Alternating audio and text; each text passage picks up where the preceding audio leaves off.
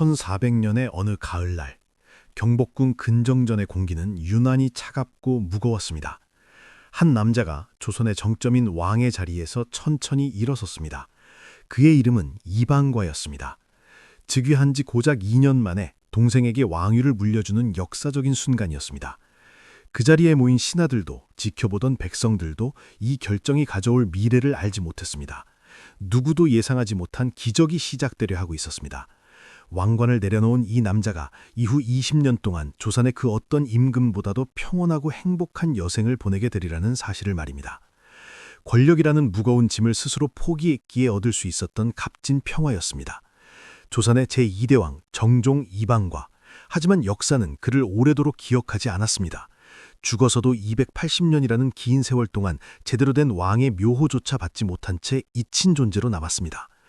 사람들은 그를 불운한 왕이라 불렀을지 모릅니다. 하지만 정말 그는 불행했을까요? 아니면 피비린내 나는 욕망의 시대에 가장 현명한 선택을 했던 진정한 승자였을까요? 이야기는 1357년 가을 함경도 함주로 거슬러 올라갑니다. 고려의 무장이었던 이성계와 그의 부인 한씨 사이에서 건강한 사내아이가 태어났습니다. 이성계의 둘째 아들, 그의 어린 시절 이름은 방과였습니다. 위로 형인 방우가 있었지만 그는 본래 몸이 약했고 술을 가까이 하며 정치에는 뜻을 두지 않았습니다. 자연스럽게 둘째였던 방과가 집안의 실질적인 장남 역할을 도맡게 되었습니다. 방과는 아버지를 빼닮은 아들이었습니다.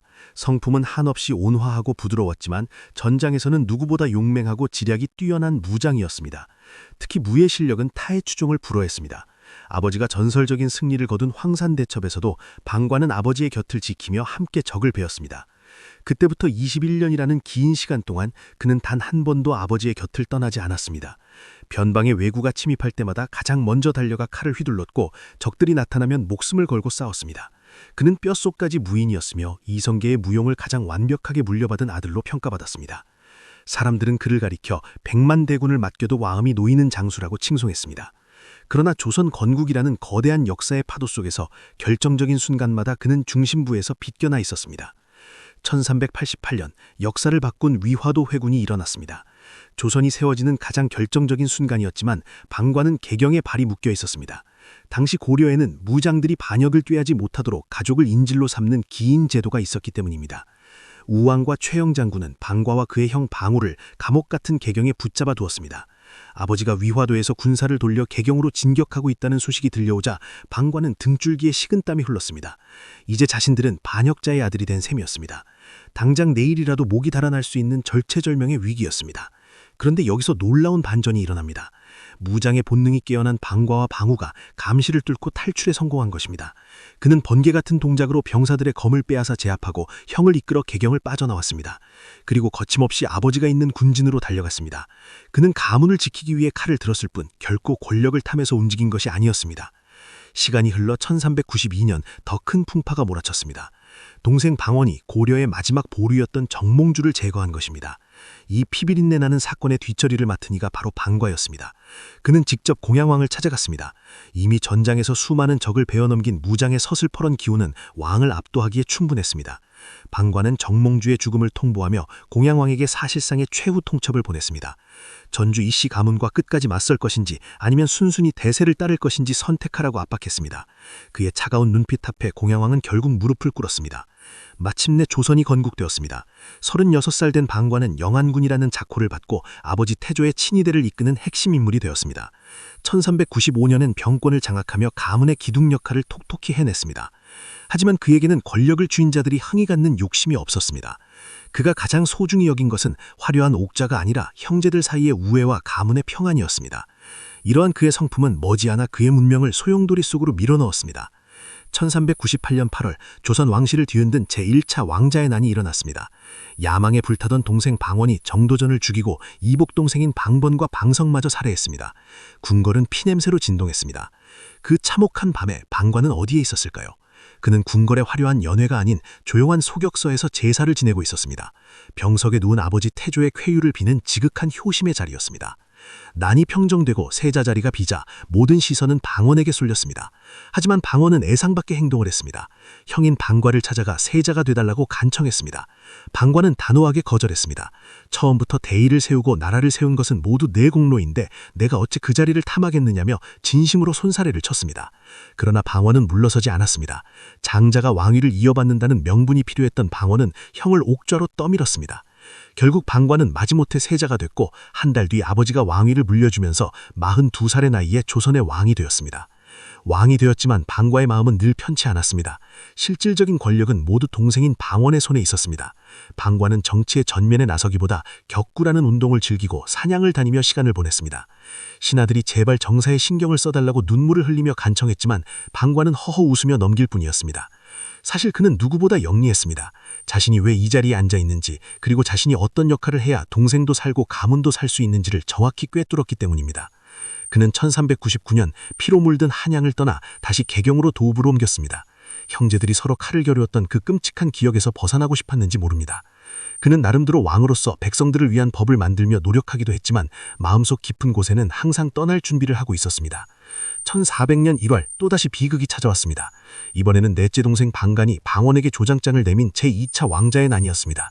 형제끼리 다시 칼부림을 하는 모습에 방과의 마음은 갈기갈기 찢어졌습니다. 싸움은 방원의 압도적인 승리로 끝났습니다. 더 이상 지체할 수 없다고 판단한 방과는 중대한 결단을 내렸습니다. 그는 방원을 세자로 책봉하면서 한 가지 특별한 조치를 더했습니다. 동생인 방원을 자신의 양자로 입적시켜 왕세제가 아닌 왕세자로 만든 것입니다. 이는 동생에게 완벽한 정통성을 부여하려는 형의 깊은 배려였습니다. 그리고 그해 11월 방과는 미련 없이 왕관을 벗어 동생에게 넘겨주었습니다. 재위 기간은 고작 2년이었습니다. 조선 역사상 가장 짧은 통치 기간이었지만 그것은 패배가 아니라 가장 위대한 퇴장이었습니다. 왕위에서 내려온 방과는 상왕이라는 칭호를 받으며 인덕궁으로 거처를 옮겼습니다. 그런데 신기한 일이 벌어집니다. 권력을 잃으면 불행해질 것이라는 모두의 예상과 달리 방과는 어느 때보다 밝고 행복해 보였습니다. 이제 눈치 보지 않고 마음껏 격구를 즐겼습니다.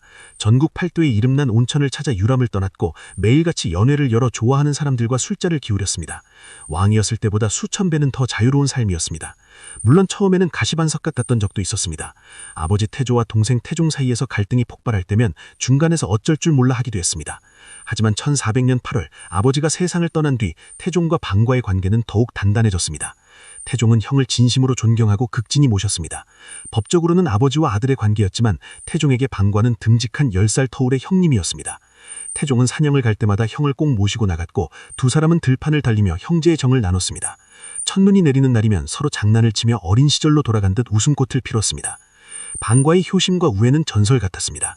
그는 사냥에서 잡은 짐승을 항상 아버지 태조에게 가장 먼저 보냈습니다. 한때 아버지가 태종의 감시를 받는 것 같다며 서운함을 토로하자 방과는 직접 재상을 불러 눈물을 흘리며 아버지를 편안하게 해달라고 설득했습니다. 그 진심 어린 눈물에 아버지도 마음을 열고 너는 참으로 순하고 착한 아들이라며 극찬했습니다. 동생들과의 관계에서도 그는 늘 보호자였습니다. 반역을 꾀했던 넷째 동생 방간이 처벌 위기에 처했을 때도 방과는 끝까지 동생의 목숨만은 살려달라고 간청하며 가족의 울타리를 지켰습니다. 그의 곁에는 현명한 아내였던 정한왕후 김씨가 있었습니다. 남편이 동생 방원을 두려워하며 눈도 제대로 못 마주칠 때면 전하, 왜 그렇게 떠십니까? 차라리 빨리 자리를 물려주고 편히 사시지요. 라며 그의 등을 밀어주던 든든한 조력자였습니다. 덕분에 방과는 15남 8녀라는 많은 자녀를 두며 북적거리는 가정의 행복을 만끽할 수 있었습니다. 상왕으로 지내는 20년 동안 방과의 하루는 평화 그 자체였습니다. 아침이면 격구를 하며 땀을 흘렸고 말에 올라 산천을 누렀습니다. 태종은 가끔 형의 이런 자유로운 삶을 진심으로 부러워했습니다. 1418년 태종이 세자에게 자리를 물려주자 이제 한 궁궐에서 전임왕 2명과 현직 왕 1명이 함께 지내는 진풍경이 벌어졌습니다. 조카인 세종 역시 큰아버지인 방과를 지극히 공경했습니다. 방과는 1419년 9월 63세의 나이로 조용히 눈을 감았습니다. 태종과 세종이 그의 곁을 지키고 있었습니다. 그는 형제들 중에 가장 오래 살았습니다. 다른 형제들이 40대나 50대 초반에 세상을 떠난 것에 비하면 놀라운 장수였습니다. 스트레스 없이 좋아하는 운동을 즐기고 온천을 다녔기 때문이기도 하지만 무엇보다 권력이라는 독배를 마시지 않았기 때문에 가능한 일이었습니다. 그가 떠난 후에도 역사는 그를 정당하게 대우하지 않았습니다. 태종은 형을 끝까지 왕이 아닌 형님이라 대우하길 원했고 그 결과 방과는 정식 묘호를 받지 못한 채 수백 년을 보냈습니다. 그의 자손들은 왕의 후손이 아닌 일반 대군의 후손으로 대접받으며 불이익을 당하기도 했습니다. 하지만 1681년 숙종시대에 이르러서야 그는 마침내 정종이라는 이름을 받았습니다. 죽어서도 280년이라는 긴 세월 동안 제대로 된 왕의 묘호조차 받지 못한 채 이친종제로 남았습니다. 사람들은 그를 불운한 왕이라 불렀을지 모릅니다. 하지만 정말 그는 불행했을까요? 아니면 피비린내 나는 욕망의 시대에 가장 현명한 선택을 했던 진정한 승자였을까요? 정종의 이야기는 오늘을 사는 우리에게 묻습니다. 무조건 높은 자리에 오르는 것이, 더 많은 것을 가지는 것이 정말 성공일까요? 남들의 시선보다 자신의 평화를 선택하고 소중한 사람들과 웃으며 보내는 시간이 더 가치 있는 것은 아닐까요? 정종은 왕으로서 실패했을지 모르지만 한 인간으로서는 누구보다 위대한 승리를 거뒀습니다. 그는 권력을 잃고 행복을 얻었고 명예를 포기하고 평안을 얻었습니다. 1400년 가을, 경복궁의 화려한 옥좌를 뒤로 하고 걸어나오던 그의 뒷모습은 결코 초라하지 않았습니다. 그것은 자신만의 길을 찾아가는 가장 용감한 발걸음이었습니다. 역사는 그를 잊었을지 몰라도 그는 아마도 그 어느 순간에도 후회하지 않았을 것입니다. 긴 여인을 마치고 편안히 휴식을 취하는 사람처럼 그는 미련 없이 세상을 떠났습니다. 우리도 때로는 내려놓는 용기가 필요할 때가 있습니다. 정종이 이방과 그는 우리에게 권력보다 강한 것은 평화이며 명예보다 아름다운 것은 가족의 사랑이라는 사실을 온몸으로 보여주었습니다. 존재감은 없었지만 세상에서 가장 행복했던 왕, 그의 조용한 미소가 오늘따라 더욱 깊은